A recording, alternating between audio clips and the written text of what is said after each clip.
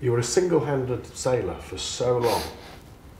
It must be so different now for you, head of this incredible team. It's a big team, it's obviously very complex. How are you finding it? It's been an incredible journey for all of us, and for me, starting the team back in 2011, and a lot of things had to fall into place, frankly, for us to get to this point in terms of the relationship with Larry Ellison and Russell Coutts and Oracle Team USA, their support in setting this team up.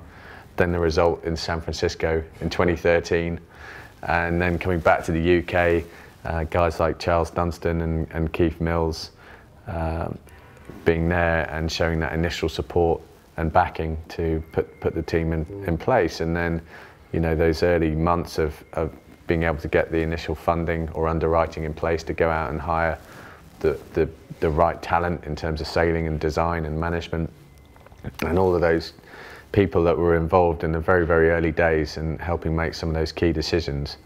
So I think we all should be very proud of what we've achieved and developed with this team, but also realising that we've got a long, long way to go to achieve our goal of bringing the cup home.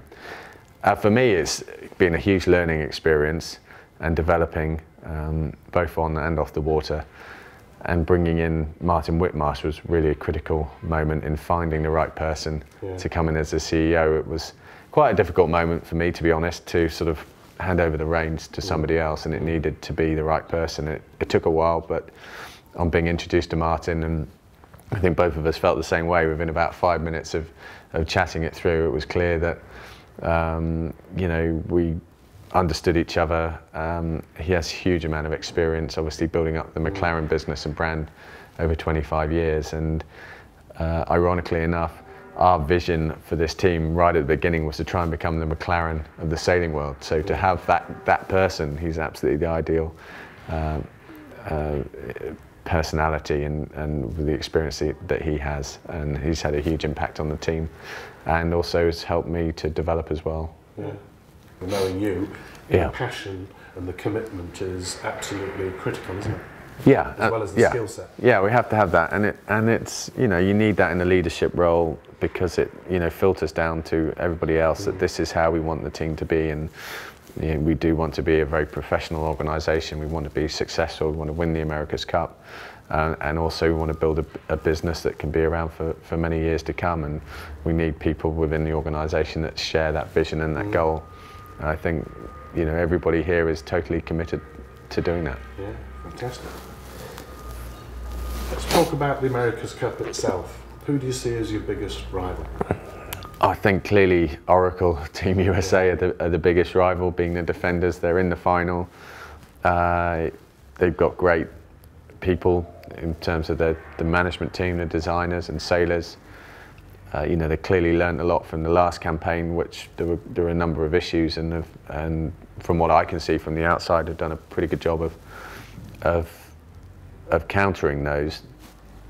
You know, they've probably spent more time on the water than any other team in this cycle, because of the way they've been structured. They've been able to do that.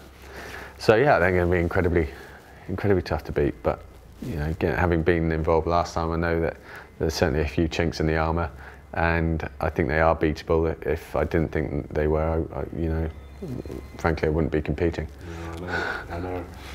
What about the other challengers?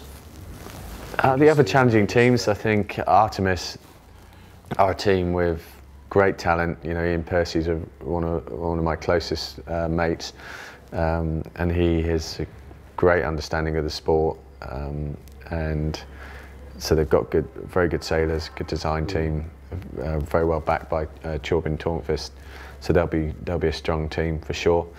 I think SoftBank Team Japan are an interesting team. They're quite late to this America's Cup cycle, but they have this incredible partnership with Oracle. Team USA is basically, you know, the third team there, and or third boat if you want to call it that. And you know, that has really opened the doors to the Oracle Team USA design philosophy, and a lot of those key components that are going on the Oracle boat will be on the Japanese boat.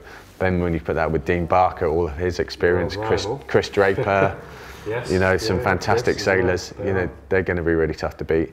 Then we go on to Team New Zealand, and you know, they've got a new influx of talent coming through with Pete Burling and Blair Tuke, who are phenomenal talents. You know, again, they've got a great design team. Grant Dalton and Kevin Shoebridge on the management side, a very, very strong partnership. I see them probably as the big dark horse in this whole competition. I think they could really be a huge threat, but they're a bit of an unknown, to be honest. And then Team France, which again, like ourselves, are a new team, new organisation to this America's Cup. They've got great talent and leadership in Frank Camas, and you know, the French have a great history in multi-hull sailing, so yeah, who knows? I know.